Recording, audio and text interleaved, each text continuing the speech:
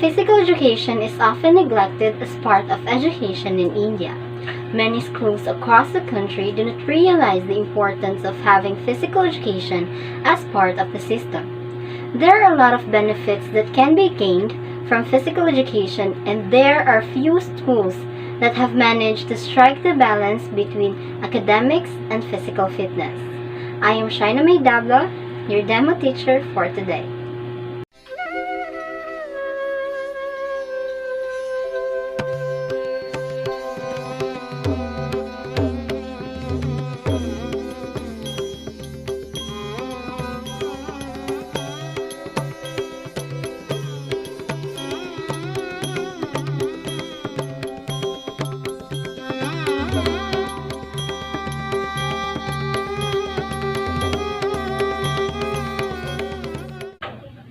For today's topic, we are going to tackle about the history of physical education in India. So let me ask you, do you perhaps know who was the person introduced physical education to India? Yes, it was Harry Crow Buck. He was an American college sports coach and physical education instructor. He founded the YMCA College of Physical Education at Madras in 1920, which played a key role in promoting sports and in establishing the Olympic movement in India. He has been called the father of physical education in India. He was also one of the founding members of the Olympic movement and the Indian Olympic Association, and was a manager of the Indian team at the 1924 Olympics. Gambling was one of the most popular sports in this period of prehistoric reckoning. When the Aryans occupied South Sindhu, they pushed down the Dravidians, which are the aboriginal tribe of India. Certain facts connected with such a transitional period shows that dancing is very vigorous and very popular activity in the inhabitants of Indian club continent. That is why people of Indus Valley civilization were very strong physically. In fact, the history of physical education in India can be studied along with the classification of various periods of political history of India, which is divided into following ages, which are the Vedic Age, Epic Age, Historical Age, Nalanda period, Rajput period, Muslim period, and British period. Vedic period. The description about the Aryans who migrated to India from Central Asia comes from the Veda. The Vedas are not only a religious book, but they also contain references to the social, political, and geographical life of the people in India. Inhabitants of India in this period were very strong and sturdy. They generally loved pastoral and agricultural life. Cereals, pulses, vegetables, and fruit have a very important place in their diet. Archery, aiming, horse riding, chariot racing were their common sports. In fact, these sports were not for pleasure's sake only. They were also devices for war as well. Yoga seems to have originated in this period. Pranayama was consciously as a sacred duty. Pranayama is yogic exercise by which one balances the respiratory cycle in such a way that there is a complete suppression of the breath. And it is through this that the old ages had a transcendental experience. Yogic asana or body posture were frequently practiced for the fortification of the body and purification of the soul. Some of the physical exercise, such as Surya Namaskar, is good at keeping the body healthy. Epic Age. The exploitation of the Indians can be gathered from the Ramayana and Mahabharata, which were composed during this period. Both epics reveal that this period was a great turmoil and wars. On the other hand, we also come to know that the system of education was quite elaborate. This system had, apart from scriptural studies, physical education is one of the compulsory items. Archery, javelin throw, sword fighting, club fighting, Wrestling, horse riding, chariot racing have been elaborately referred in Ramayana and Mahabharata. Arjun, Bhima, Krishna, Balarama, Karna, Bhishma, and Drona are referred as the most powerful warrior because of their valor and use of arms and armaments. The teacher who teaches scriptural studies is also the one that teaches arms and armaments. There used to be gurukuls, also known as school, where the pupils live until they reach the age of 25 and they will learn all physical activities and engage in mental activities. Historical age. There was a great revolt against the existing socialist parties, caste system, rigid Brahmanical attitude, and orthodox acceptance in the scriptural authority. Geographically, India was divided into hundreds of very tiny states ruled over by the kingly clans that frequently fought with each other.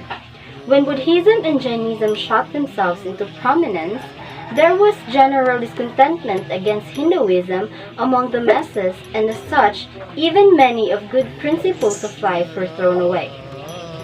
Both Jainism and Buddhism emphasized the ways of peace and did not envisage anybody.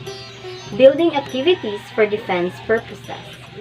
However, as Megasthenes visited India during Chandragupta's Maurya's period, he referred a very elaborate system of physical education and weapon training for the army. For sports purposes, wrestling, running, jumping, javelin throw, chariot, and horse racing were common those days.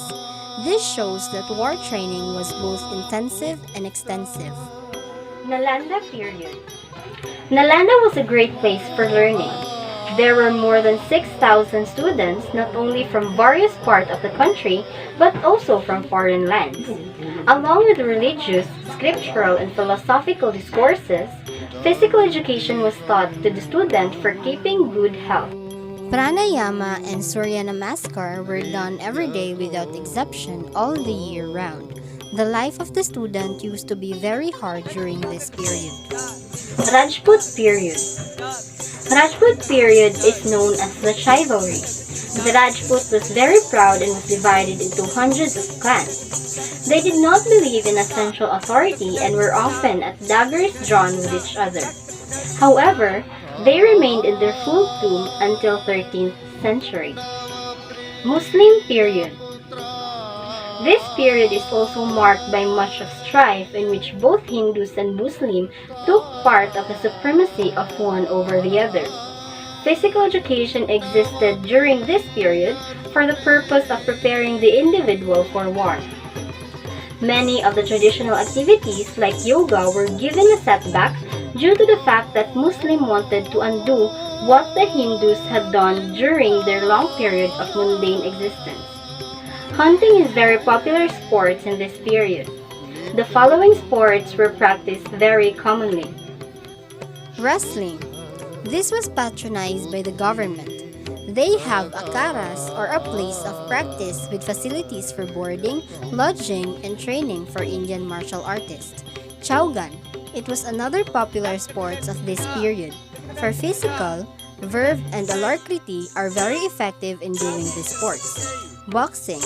Boxing was popularized by the government. The good boxers were brought from Iran. Pigeon flying compaction. Through them, the message were sent from one place to another. Emperor Akbar had 2,000 pigeons carrying the love letters. Swimming. Swimming was very popular sport of that period. It was compulsory for military training. Hunting. Hunting was an extreme popular sport of this time. Even there was a full-fledged department in the government for this purpose. Animal fighting. During Muslim period, animal fighting was very popular. In the evening, the animals were taken to the places where fighting competitions were organized. Elephant fighting, cock fighting, and fighting of other animals was organized during this period. Individual competition. Individual competition was organized during master period. The fighting went on till one of the fighters were seriously ill, injured, or killed. Fighting was also organized between men and beasts. Chess. This sport came into being in the Western India. The king also patronized this sport. During 8th century, it went to China via Kashmir. During Jahangir's time, it was a very popular sport of the people. Chow Par. It was an ancient Indian pastime played on a piece of cloth. The cloth had 4 corners and every corner had 24 squares. The entire 4 corners had different colors. Whoever completes the round of 4 corners earlier than other players was declared a winner. British period. Physical education has always existed in the Indian society but had never been considered as part of the school's curriculum. In 1833, Government of India shouldered the responsibility of the education, and in 1870, the subject of physical education was made a state subject. Only the center retained the supervisory power. Physical education was given no place in school's program. For the first time, it was the Indian Education Commission in 1882 that recommended physical training be promoted in the interest of youth by the encouragement of native games. Gymnastic drill and other exercises suited to each class of school spurred the interest of the children to take physical activities as enjoyable activities. In 1894, the question of making physical education as a compulsory subject was considered but no definite policy came out of this. Western games, especially cricket, were becoming very popular on voluntary basis. Scholar Akadas and Kriri Mandal contributed appreciably to the spread of traditional interest in developmental and conditioning activities like dance by taks, yogic exercises, vigorous folk dances, wrestling, lathi fight, exercise with light apparatus, and indigenous game like kuku at yapatya. It is heartening to note that some of the princely state also promoted some games, especially pole, hockey, and cricket. Pre-independence period. The YMCA College of Physical Education was founded in 1920 by Mr. H.C. Book in Madras, also known as Chennai. In 1931, the Government College of Physical Education, and in 1938, Christian College of Physical Education was established. In 1938 came into existence another training institute of physical education at Kandy Valley, Mumbai. In 1914, Vadia brothers founded the Hanuman Vyayam Prasarak Mandal Amaravati, basically to serve the cause of physical education in India. In 1990, National Association of Physical Education and Recreation of India was formed. The Arjuna Award was given by the Ministry of Youth Affairs and Sports and Government of India to recognize the outstanding achievements of athletes in sports. Started in 1961, the award carries a cash prize of 500,000 rupees, a bronze statue of Arjuna, and a scroll. Over the years, the scope of the award has been expanded, and a large number of sportspersons who belong to pre-Arjuna Award era were also included in the list. Furthermore, the number of disciplines for which the award is given was increased to include indigenous games and the physically handicapped category. The government revises the criteria for the Arjuna Award over the years. As per the revised guidelines, to be eligible for the award, a sports person should not only have a good performance consistently for the previous 4 years at the international level with excellence for the year for which the award is recommended, but should also have shown qualities for leadership, sportsmanship, and a sense of discipline.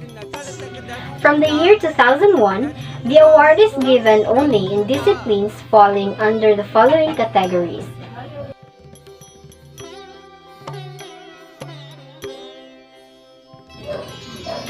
physical education thus comprises and promotes an orderly holistic development in the human body. Thus, physical education is very essential for the development of a person. This has been Shaina Mae Dablo, your demo teacher for the day.